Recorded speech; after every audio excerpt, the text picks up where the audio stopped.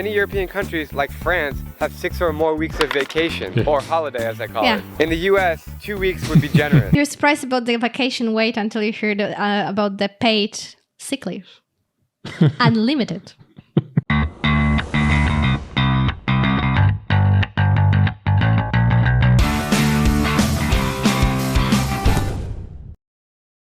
Hello guys. Hi everyone. I'm Waldemar. I sounded so fake at the beginning. Hi everyone. Oh my god, I annoy myself so much. I'm Veronica, and this was a confession you probably didn't expect. Today we are watching an interesting video, I hope. I saw the girl that we take a lot of inspiration from, the one called No Protocol. You can check her out. She's awesome. But she reacted to this video. It's very, very short. So I don't know how informative it's going to be. So let's just treat it as something fun. But it's about the differences between the US and Europe. I don't think you can put all the differences in the 4 minutes. And the more differences they try to put there, the less detailed it's probably gonna be, obviously. So I don't know how much there's gonna be. And but the video is pretty popular, so maybe it's good, I hope. Yeah, I hope it's gonna be entertaining, and maybe there's gonna be something fun in it as well. And we are Europeans, as you know, if you already watch this channel, and if you haven't, then you know it from our Polish, accents, probably. to be specific. We're Polish. So yeah. And we are very polished. No? And also the girl from No Protocol, it's another time we are recommending you, so you know you could do us a kindness and recommend us too with your 100,000 subscribers account. That would be very nice. It would be great. But she's really good. Like from when it comes to reactors, it's in our opinion, it's like the top. Yeah, so we creme de la creme. We did nothing like her. Well, okay, so let's be more like her and just let's get straight to the video. Yeah, and the video is called... sorry. The video is about differences between US and Europe, and we are watching this because you asked about videos like that, and we would also like to watch videos like that, but it's difficult to find good ones because, you know, sometimes they are focusing on weird stuff, sometimes it's just stuff that is obvious and there is no really a point in making a video like that. Yeah, we would really count on some of your recommendations. I know a lot of you requested that we watch videos about like interesting stuff in the US as well, even not that so much about the differences. And I would love to see that. I would love to see like the interesting places you have or nature videos or anything. But you would be surprised how little videos there are to actually react to. And everyone's going to say, oh, there's so many when you Google. Yes, but then some of these videos, they have only like 50,000 views. So I don't know if that's something you're interested in. Because the problem of the reactions is not just that we don't want to just find a video, but we want to find a video that you guys like, that you enjoy, because we know you like reactions to stuff that you've seen before. So it's tricky sometimes. But if you have any recommendations, drop them in the comments. That would help us out. And it doesn't have to be about the US. It's about other countries as well. I remember there was one guy who wanted us to react to video about Germany, but he never responded. Yeah, he never recommended any video about Germany. So it's like, give me something about to work with. Yeah. Okay. Check out our movie channel as well. It's in the description box, and there's movie reactions every Friday. Just letting you know in case you wondered here and you haven't known before. Ready? And now I'm ready. Are similar in size, population. Oh no. The USA and Europe are similar in size, population, standard of living, and lifestyle. But as an American myself, after spending more than 1 year of my life in Europe and visiting every single country on the continent, there are some major cultural differences that need to be addressed. Bonjour! Disclaimer. I know it's impossible to group Europe into one category. Yeah, thank you. So these are general realizations that may not exist in every European country. Here are 18 cultural differences that Europe has over the USA. 18. bourgeois in Paris. Yes, it will be very fast. 1. Pay to use public toilets. Oh yeah, it's I heard not free to pee or do your business in public. You have to pay usually €1 to use the bathroom, even if it's just to wash your hands. 2. Water is not free. There will be a lot of pausing, I think. There will be a lot of pausing. It's outrageous. Kind of, yes, it is outrageous, but it is to have good standards of those toilets. But they are not good in every toilet anyway. No. But also it's tricky because as it is expected to pay it on gas stations, it is easier to go to like shopping centers, and it is free there, and the quality of toilets is much better. Yeah, it's not paid everywhere, right? It's not paid in the general public, but it's and for example, if you go to the train station, the toilet there will be free, and the standard is horrible as well, and most of them. But some countries go as far as having the toilets paid on the airport when you've already paid hundreds of euros for the ticket. So that's really nice. But in the restaurant, it's free almost always. And sometimes you need to order something. I mean, usually you need to order something. Of course, it's free in the restaurant if you've already paid. Although not everywhere. Sometimes if it's like in the middle of the public square or something, they still make you pay. So it's good to have some coins with you because often you need to put a coin inside. And I can comment already on the point 2, because they say water is not free. That's not true for the UK. And that's the one country that I know that it's not true for. Tap water is free there. If you order it in the restaurant, the water is for free. But in Poland, no, you have to pay, and there's nothing. I think it's because the culture of drinking tap water is not that high in different countries. Like, at least outside, it's acceptable in the house, but the restaurant wouldn't serve you tap water. They have to open a bottle, so of course it's paid. When you order water in a restaurant, it usually comes in a tiny glass bottle and costs 2 to 5 euros. They love sparkling water too, so make sure to tell them you want still water. Can I get a still water, please? Travel tip: carry around an empty water bottle and fill it up in sinks or public fountains. It's all purified. No, don't do that. Don't do that. Every city has history. In America, we don't have much to talk about before the 17th century. In Europe, some castles are 500 years older than the US even became a country. 4, they drive less. Public transportation is everywhere and efficient in Europe, and most cities are pedestrian and bike friendly. There's really no need for a car, and gas is too expensive anyways. 5, sports are not... You need to understand the scale, because in the cities in US are much bigger, and it's really not possible to do everything by foot. You need to drive to this shop, to this shop, to this shop. And in Europe, usually, especially if you live in the smaller cities, but in the big cities as well, like you have districts, and basically you can walk and do your business. Yeah, the store is 10-15 minutes away from you. Usually, if you leave the doctor, the barber, school, everything. Your workplace, and in many cities, especially the very, very big European cities like Paris or London, then it's impossible to get by car. We have metro for that. I mean, it is possible, but it's a chore, and it's just much more convenient to go with the public transport much faster. Yeah, and the trains. We have trains going in every direction between every city. It's not like in the US where there's not even that many train tracks. For us, it's really, really very easy. And then on the train, it goes fast. It's quite a smooth journey. It's a comfortable journey. So in big cities in Europe, the farther you have to travel, the better is it to go by public transport. Yeah, the less affordable it becomes. If you have a lot of people, maybe then sometimes it's worth it to go by car, but usually it isn't. Especially because at least in Poland, the prices for the tickets are wildly different for people who are like students and have some kind of discounts. Then for the adults, sometimes the trains can be expensive, but not for students or for children. Yeah.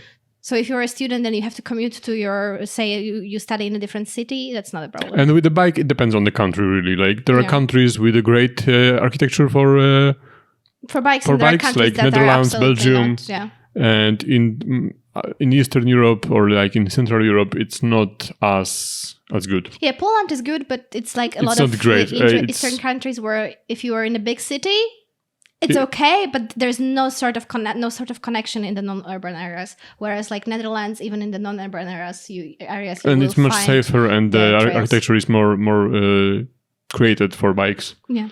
In Poland, I would not recommend, to be honest. No, me neither. There's really no need for a car, and gas is too expensive anyway. And yes, it's much expensive than in the US. Affair. In the States, we pregame and drink beers and tailgate for sports games with our families and friends. In Europe, sports aren't such big events, except for soccer, which they love. 6, smaller food portions. This is the size of a normal food meal portions in Europe. And this is a standard Coke. Also, ketchup is not free and comes in glass bottles. Seriously? No, it's free in most places. Fashionable. They aren't so looked down upon among Europeans either. I guess they don't have the DARE program in Europe. In other words, smoking equals cool. 8.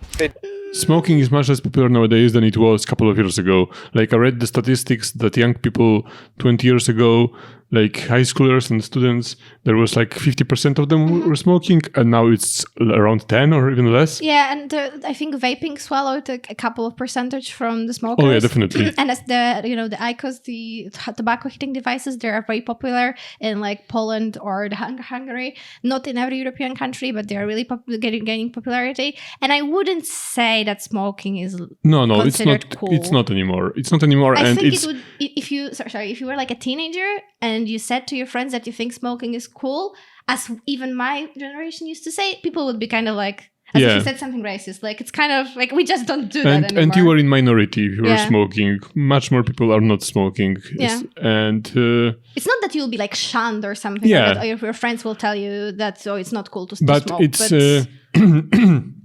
it's a big difference even since we were children. Like when we were children, you could smoke in restaurants, you could smoke in public, and as time went on, it's became more restricted, and now you can smoke here, you can smoke there. Basically now you can smoke almost anywhere. Yeah, in Poland, in my city where we lived, unfortunately I smoked since I was like 15 and all through my studies. So I really lived through the closures of all these places, because we used to go out and be able to smoke everywhere. And then every year it was little. And by the time I moved out to study, I think there was one place left in my entire hometown where you could smoke inside. Yeah, and that's good. I guess they don't have the DARE program in Europe. I don't know that. In other words, smoking equals cool. 8, they dress nicer. They don't just throw on basketball shorts, a university t-shirt, and sandals. Sup, dude? They always dress to impress. And about those haircuts. 9, they can speak multiple languages. Yeah, that's true. It's not uncommon to meet Europeans who speak 4, 5, or 6 languages fluently. No, 6 is uncommon. Too much. Das Bier ist ausgezeichnet. To pivo je výborný. Je to pivo očem vkusné. To pivo je veľmi dobré. 10, they recycle more. That's too much. Like 2 is a norm. I would say 3 is to know a bit of 3 languages is also a norm, because you learn the second or third language in middle school already. So most people can say a few sentences in French or German or Russian, for example. In Poland. And also there are countries in which it's natural to speak at least 2 languages, like in Belgium, in Switzerland, because they have the different parts of the country spoke different languages and they learn it in school. Yeah. So like Belgians will speak both the Netherlands and French.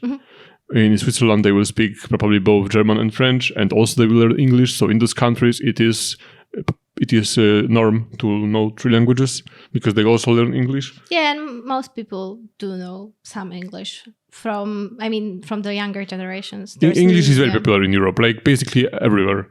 The more you go to the east, then maybe they won't know that much, and the more you go to the front, to the south. Yeah, because the internet is in English, and we all want to participate in the internet. And French are horrible with English. In French, it's difficult to speak in English. Well, it depends on the area. In bigger cities, maybe more, but it's a big difference between like France and Germany, Poland, Netherlands, where basically everyone will speak English. Okay. Vkusné. To pivo je veľmi dobré.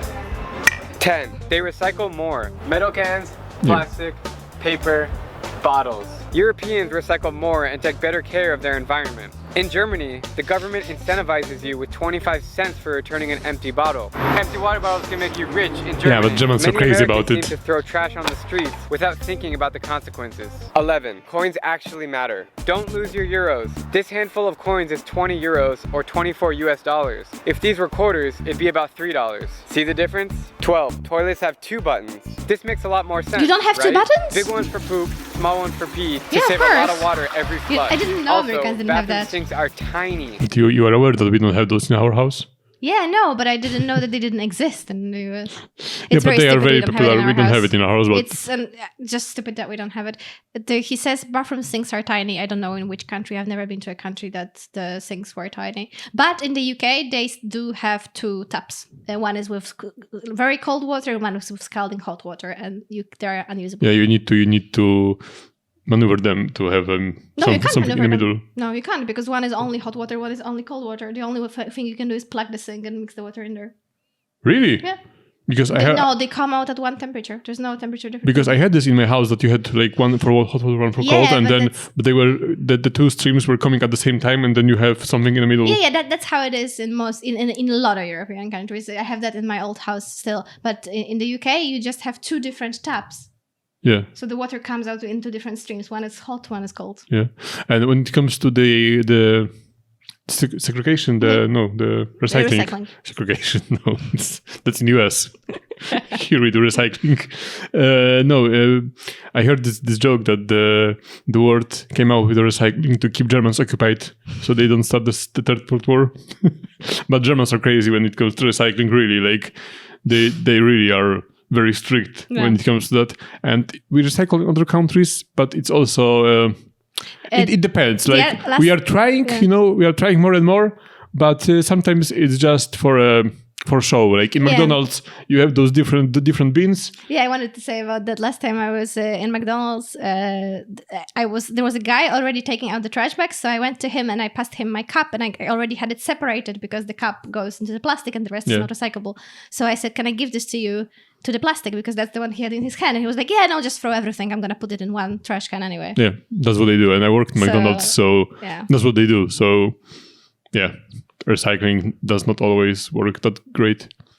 Okay, let's go. Tech for little kids. 13. Electric cars. It's more and more common to drive small electric cars in Europe. Big electric cars as well. Better for the environment. And you can pull into these parking spaces and you charge it. It's so simple. 14. Fewer trash cans. I never have this problem back home, but in Europe, it always seems like there's a trash can every 2 miles. But believe it or not, the streets are clean. 15. Street signs are tricky. Can't find the street sign? Look on the building. It's usually there. 16. Dinner is an all-night activity. And where is different? Well, sometimes it's also on a pole in the street. That's how it is in the bigger cities. In Europe, you have here and here. Yeah. There can be no pole in the street. There can be just on the house. I suppose in the US maybe there's always a pole in the street. But the poles are mostly on the crossovers. On the crossovers, you say? Yeah. But I think that's what they mean. And in at least in Poland, it's not every. Not on every crossover, but it's not called crossover, but I forgot crossroads. Yeah. Crossover, no crossroads. Okay. Yeah, but. It's pretty good in Europe when it comes to that. You have both the street number and the number of your house. Oh, if you are doing the Uber delivery, it's not that difficult to find the correct address. And I don't know how it is in US, but in Europe, it's usually the one side of the street is the square numbers. Mm-hmm. Square? Even numbers and the odd numbers on the even side. odd numbers, yeah. Expect to spend 3 or more hours schmoozing and eating with your friends at the dinner table. In the US, if we wait more than 5 minutes to get our check, we talk to the manager. Don't be in a hurry if you're going to dinner with Europeans. 17. They love the outdoors. Do we? You'll notice this by seeing tons of parks and outdoor cafes all over Europe. They love their leisure time and they don't use their phones as much as we do. 18. I wouldn't go that far. Many European countries, like France, have 6 or more weeks of vacation, or holiday as I call it. In the US, 2 weeks would be generous. So, what do you guys think? Did I miss anything on this list? I'd love to know your thoughts. Yeah, but if you're surprised about the vacation, wait until you hear about the paid sick leave. Unlimited. If you're sick for a month, you get paid for a month because you're not able to work and it's not your fault. It's even up to 6 months, sometimes it's even a year. Sometimes even a year, and after that you get like disability checks from the government. Yeah. And because if you're sick, and it is tested, by different kind of committees at some point. Like if you were sick after 6 years, 6 months, you will have a talk about this. But if it's not your fault that you're sick and you're unable to work, and you have paid taxes into the government before, or you have studied, or you're a citizen, you are entitled to be paid. Yeah. Surprise. Yeah, and you don't have to die. And you also have holidays. It's not so great everywhere, let's be honest. Yeah, of course. Because in Poland, for example, there is this pathology.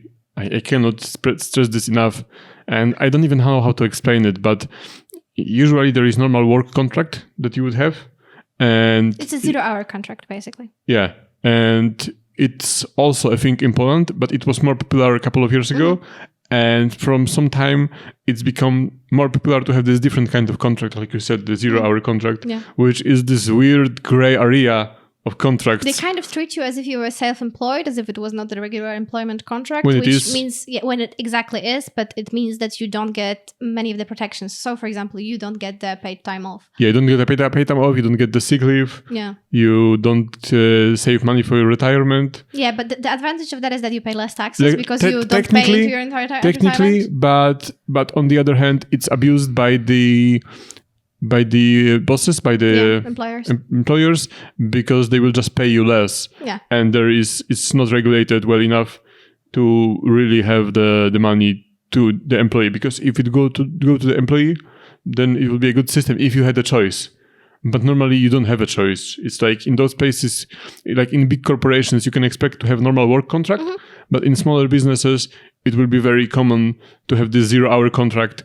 And it's like a very big pathology in Poland. I don't know how it is in other countries in Europe, but in the UK, I can only say that I also had 0-hour contracts. Yeah, yeah. They are similar in how little protection they give. It's really something that needs to be done about this, because it's becoming a big problem in Poland. Yeah, and it exploits especially people in poor situations or young people, because for you to have this €50 difference that you would not get probably if you had a normal work contract, and just to have it immediately, you want it. You don't think that you're not saving for your retirement, or that you are not going to be paid when you take a holiday, because usually this ends up that you would have more money actually, even if you're paid a little bit less monthly. But you really need probably this exact amount to pay your rent and to make a living. So you will take that job with worse conditions. But you are not protected in any way. So if you will be sick, you can be fired on the same day. And you are not saved, you are not protected at all, you don't have a right to insurance. Yeah, but so normal work contracts are not like that, likely, and yeah. Yeah, when you have a normal work contract in Poland, it works fine. You have 26 days of vacation. Yeah, around 20 days is pretty leave. normal all across Europe, I think. It's like 20 to 30 days, depends. 20 to 30, yeah, sometimes it's more. Depends on the country. Yeah. Okay, guys, it was a very good video actually. It's only 4 minutes, but it took more time for us to record because we did pause a lot. But I hope it was interesting for you. If you have any questions, ask them in the comments, and maybe we can respond on the next video. Yes, and share your experience on those subjects, how it is in your countries, because we know a lot about Europe, but only a few countries. Only a few countries. So have a nice day. Check out our movie channel, check out our Patreon, and we'll see you in the next video. Bye. Goodbye.